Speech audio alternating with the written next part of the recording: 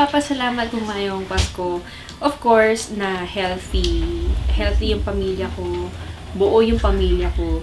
Because Christmas for me, it's all about not just gift giving and pero like syempre yung essence ng Pasko is really to like celebrate the birth of the Lord Jesus Christ. Tsaka masaya kasi pag pagsama-sama talaga yung pamilya, and it's one of the best gifts araw-araw na natatanggap ko, which I'm so blessed and grateful for.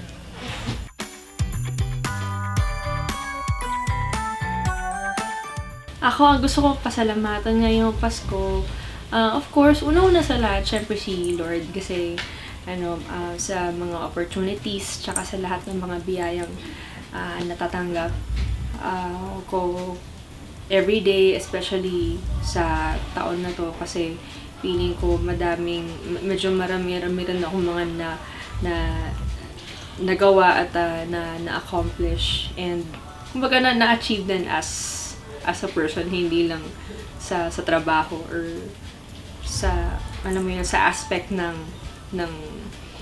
pagiging isang artist. So, ayun, yun na.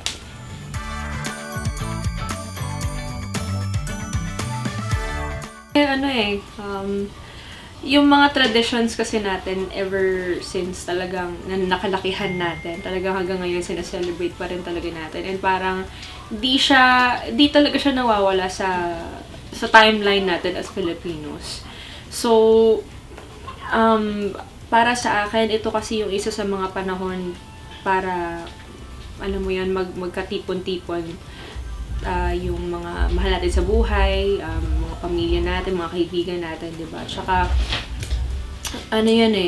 kumbaga parang sa dami ng mga ginagawa natin sa araw-araw, parang ito lang this is like the only occasion or the only time to really, get together with the people we love, our families, ganyan. Tapos, syempre masarap kasi sa pakiramdam. Ewan ko, it feels different pagka Pasko talaga. Pag Paskong Pinoy.